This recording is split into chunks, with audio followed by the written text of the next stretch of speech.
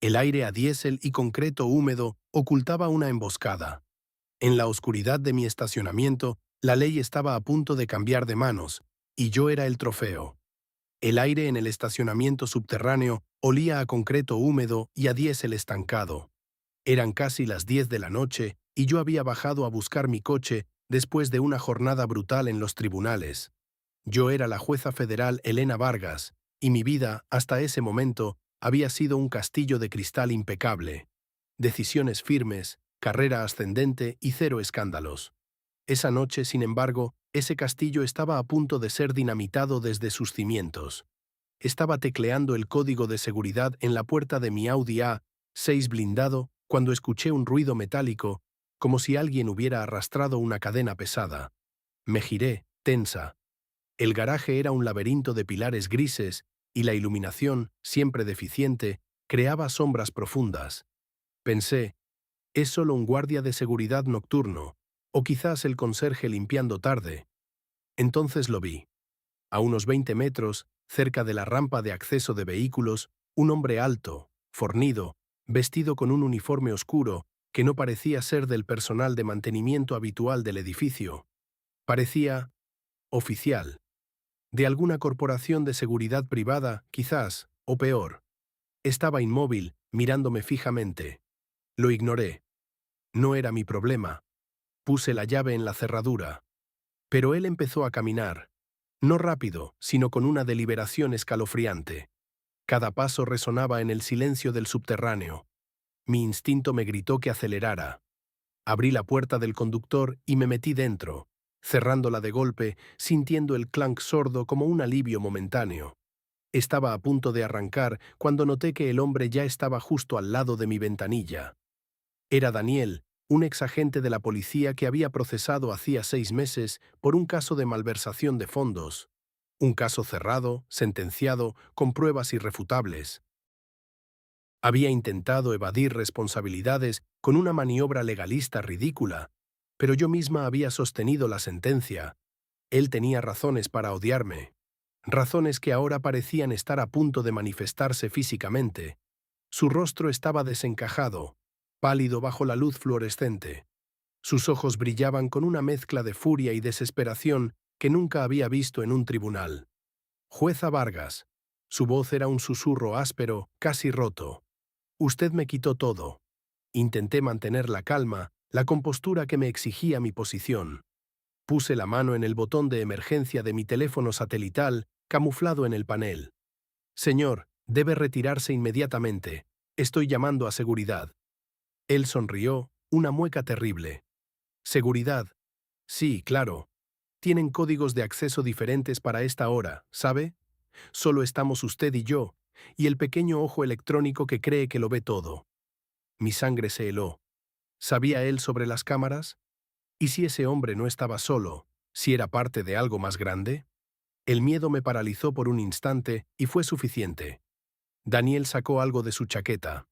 No era un arma de fuego, o al menos no parecía serlo de inmediato, sino una especie de objeto metálico pequeño. En un movimiento explosivo que rompía toda lógica judicial y civilizada, golpeó el panel de control de la puerta del conductor con ese objeto. El cristal, a pesar de ser reforzado, crujió visiblemente. «No haga esto, Daniel. Va a terminar peor que yo». Logré gritar, sintiendo cómo la adrenalina me devolvía el movimiento. Me abroché el cinturón con manos temblorosas mientras él intentaba forzar la cerradura con esa herramienta. Escuché un sonido eléctrico y la luz del tablero parpadeó. Había logrado interrumpir mi sistema de seguridad. El pánico me inundó. Yo no era una guerrera, era una jurista. Estaba atrapada en mi propio refugio blindado. Justo cuando parecía que iba a conseguir abrir la puerta, o quizás romper el vidrio por completo, él se irguió. Sus ojos se clavaron en el retrovisor lateral y su expresión cambió de ira a una sorpresa gélida. «Mierda. Tienen compañía», murmuró. Y entonces, desde el final del pasillo, justo donde comienza la rampa de salida, vi 2 luces potentes encenderse. No eran los faros de un coche cualquiera, eran focos de patrulla. El tiempo se detuvo. ¿Había presionado el botón a tiempo? ¿O alguien más había notado la actividad inusual en las cámaras? Daniel reaccionó con la velocidad de un depredador acorralado. Ignorándome por completo, se lanzó hacia el pilar más cercano, deslizándose entre las sombras. Pero no se fue. En lugar de correr hacia la salida, se pegó a la pared, mirando hacia las luces que se acercaban. En ese instante de vacilación, supe que no eran solo guardias de seguridad. Nadie llega tan rápido a una alarma no crítica. Esto se estaba transformando en algo muy serio, algo que olía a una investigación de alto nivel. Escuché voces guturales, órdenes gritadas en la oscuridad. Mi mano seguía temblando sobre el teléfono.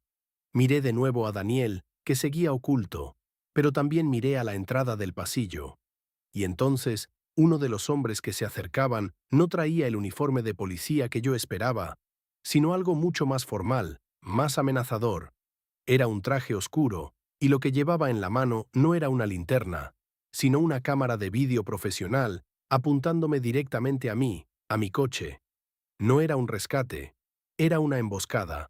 Y justo cuando el primer oficial formal llegó a mi ventanilla, golpeando el cristal con autoridad, Daniel salió de las sombras con una rapidez asombrosa y gritó. No hacia mí, sino hacia el hombre del traje. No tienes autoridad para estar aquí.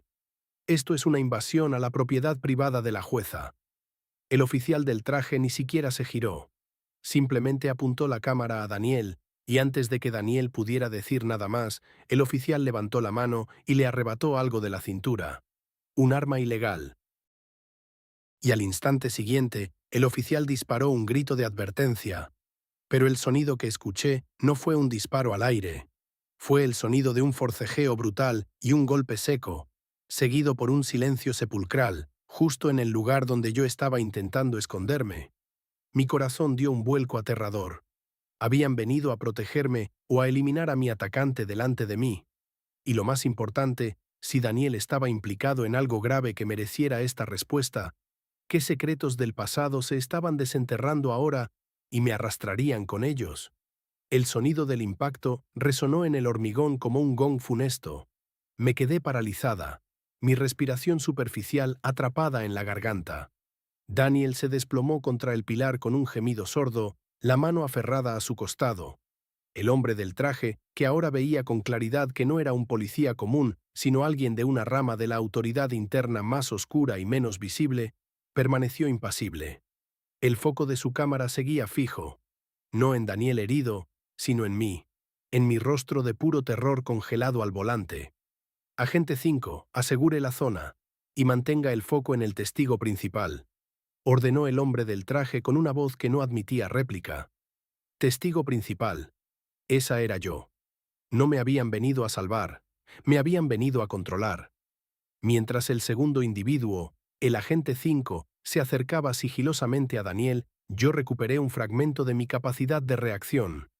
Empujé el botón de pánico por segunda vez, esta vez con más fuerza, rezando para que la señal de auxilio llegara a un lugar seguro y no a la red que controlaba a estos hombres.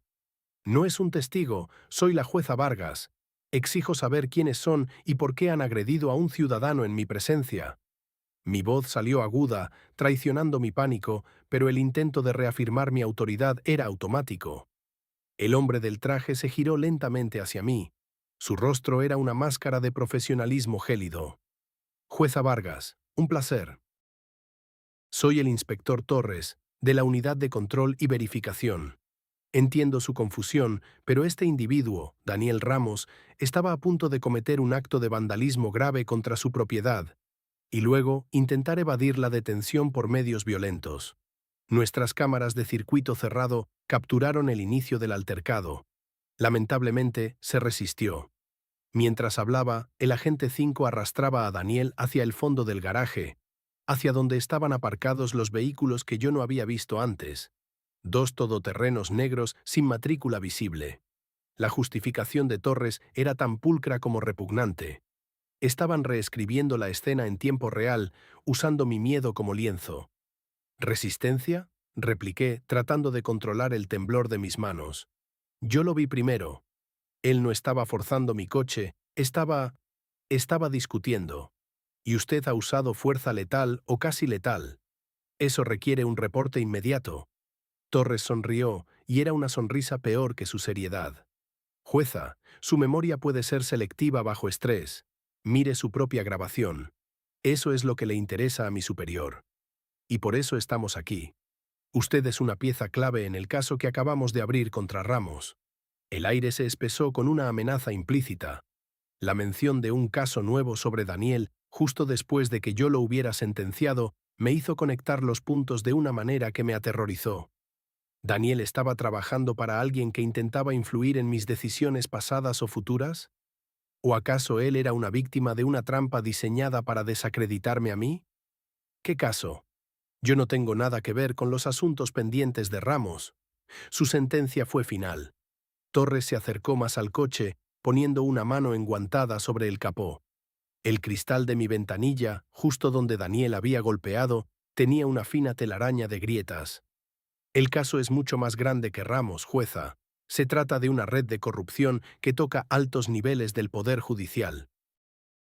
Ramos era un peón que estaba a punto de convertirse en testigo colaborador o de ser silenciado por sus antiguos socios. El problema es que, según la información que manejamos, usted tuvo un contacto no autorizado con información clasificada relacionada con este grupo organizado. Un contacto que ocurrió hace 3 meses. Un contacto que nadie más conoce, salvo usted y la persona que lo motivó a entregarlo todo. Mi mente corrió. 3 meses atrás, mi colega, el juez Morales, había desaparecido brevemente antes de regresar al trabajo con una actitud extrañamente reservada. Él era el único con quien había compartido ciertas sospechas sobre movimientos de dinero inusuales en el círculo de poder. Yo no sé de qué me habla, mentí, pero mi voz se quebró. Torres sacó su teléfono, pero no para llamar. Abrió un archivo de video. Lo puso en modo de reproducción y lo giró para que yo pudiera verlo. Era una grabación de pésima calidad, granulada, pero inconfundible. Era yo, en una cafetería oscura, hablando en voz baja con Morales. Y luego, la imagen hizo un acercamiento horrible a un documento que yo le pasaba. Era el expediente que había usado para anular el último recurso de Daniel Ramos. Ramos no estaba aquí por su sentencia, jueza. Él estaba aquí para recuperar esto. Torres señaló el documento en la pantalla. Él no lo atacó. Él quería recuperar la prueba que usted casualmente tenía en su poder. Y ahora, la evidencia apunta a que usted no solo estaba manipulando información sensible, sino que se estaba comunicando con elementos de una red criminal que estamos investigando por una posible tentativa de socavar la justicia con un plan de gran alcance, una acusación de intento de forzar la revocación de sentencias.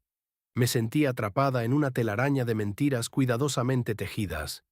Si aceptaba haber hablado con Morales, era cómplice. Si negaba haberlo hecho, estaba mintiendo a la autoridad interna, un delito grave. ¿Qué quieren de mí? Logré susurrar. Torres se inclinó aún más, su rostro casi pegado al cristal roto. Queremos que firme una declaración voluntaria cooperando con nuestra investigación interna. Queremos que usted confirme que Daniel Ramos la estaba extorsionando y que usted, actuando bajo amenaza, le dio acceso a información confidencial para forzarlo a retirarse de su investigación. Si firma, esto termina aquí. Usted será una víctima protegida. Si no, el agente 5 regresó, arrastrando a Daniel, que ahora estaba consciente, pero con un hilo de sangre oscura manchando su camisa blanca. Los ojos de Daniel buscaron los míos desesperadamente. No escuches a ese mentiroso, jueza, te prometí que te lo diría. El verdadero problema no es el dinero, es el hombre que usa el uniforme. Es el jefe de Torres. Él ordenó el... Daniel no pudo terminar la frase. Torres hizo un gesto sutil y el agente 5 le asestó un golpe seco que lo dejó inconsciente de nuevo. Torres me ofreció una carpeta fina con un bolígrafo de oro. Su decisión, jueza. O se une a nosotros contra Ramos y sus socios, o se convierte en el objetivo principal de esta compleja acusación de intento de socavar la vida de otros con documentos falsos o robados. Mientras mi mano se extendía temblorosa hacia el bolígrafo, buscando salvar mi carrera, mi vida, noté que Torres había dejado caer, intencionalmente, su tarjeta de identificación al lado del bolígrafo. En la base, casi invisible, había un pequeño símbolo grabado. Un águila estilizada que reconocí inmediatamente de los archivos clasificados que solo había visto en el caso Morales. Era el emblema de un grupo de poder que se creía intocable, un grupo que el propio sistema judicial temía investigar. Y justo cuando iba a firmar, una alerta roja intermitente comenzó a parpadear en el tablero de mi coche, el sistema de emergencia que yo había activado. Pero no era la señal de policía, era una alerta de transmisión de datos. Alguien o algo había tomado control remoto de mi sistema. El inspector Torres se enderezó con una mueca de triunfo. Demasiado tarde, jueza. Ya hemos subido su pequeña colaboración a la red, pero hay un pequeño detalle que se nos escapó en el control de seguridad. Verá, la cámara que usted pensó que lo grababa todo, no solo grabó a Daniel. Cuando Ramos gritó, justo antes de caer, su sistema de seguridad secundario se activó. Y esa grabación, la del verdadero altercado, la que muestra que Torres fue quien inició la agresión violenta contra Daniel, ya está en tránsito a una dirección que no puede ser interceptada. Torres se quedó helado. Su sonrisa desapareció. Miró su propio teléfono, que vibraba frenéticamente. Su mano bajó y por primera vez vi un atisbo de miedo en sus ojos. «¿Qué demonios?», murmuró. Y justo en ese momento, las luces principales del garaje, que habían estado encendidas y fijas, se apagaron por completo, sumergiéndonos en una oscuridad tan densa que solo quedaba la luz intermitente de mi propio tablero y el brillo de la cámara de Torres, que seguía encendida, ahora apuntando al techo, mientras se escuchaba un sonido inconfundible. El motor de varios vehículos acelerando bruscamente en la entrada, pero esta vez no eran vehículos de control. Eran sirenas de policía de verdad, acercándose a toda velocidad. ¿Quién había recibido la grabación de Torres? ¿Y quién llegaría primero? El silencio que siguió a las sirenas fue más ensordecedor que cualquier grito. La oscuridad era absoluta, rota únicamente por el parpadeo maníaco del testigo rojo en mi tablero y la luz espectral que emanaba de la cámara del inspector Torres, que ahora parecía un faro solitario en el abismo. Torres, el hombre que segundos antes había manejado mi destino con la arrogancia de quien controla el juego, estaba pálido y visiblemente desorientado. Su red se había colapsado sobre sí misma. Imposible. El canal de respaldo era impenetrable. Jadeó, su voz aguda y quebradiza, muy lejos de su tono autoritario anterior.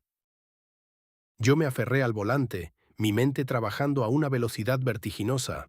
Si mi alerta de emergencia había llegado a la policía regular, significaba que mi colega, el juez Morales, o alguien que él protegía, había interceptado la señal y reorientado la ayuda.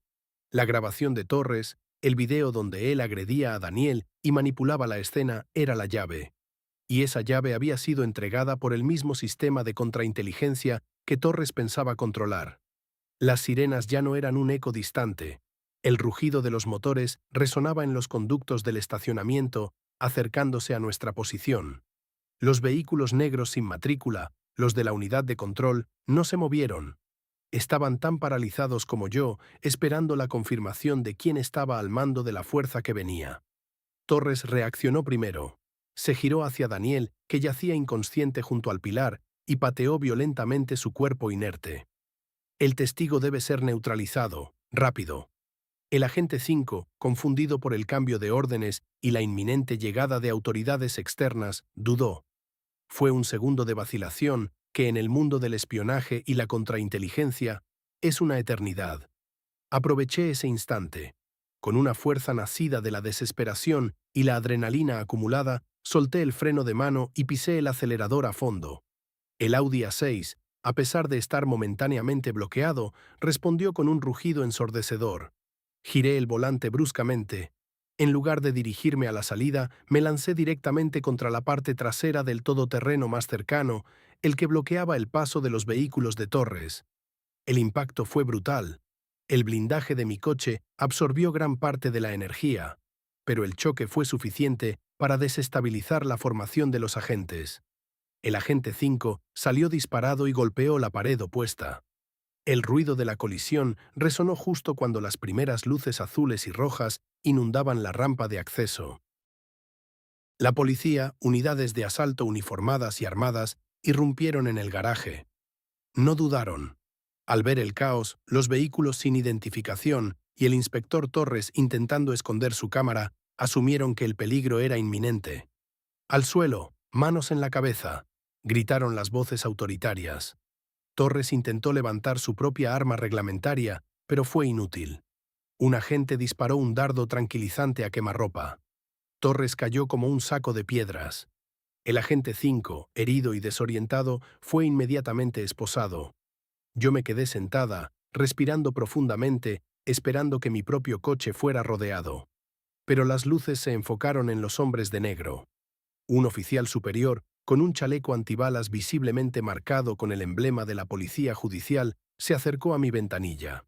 «Jueza Vargas, ¿se encuentra bien? Necesitamos su testimonio inmediatamente.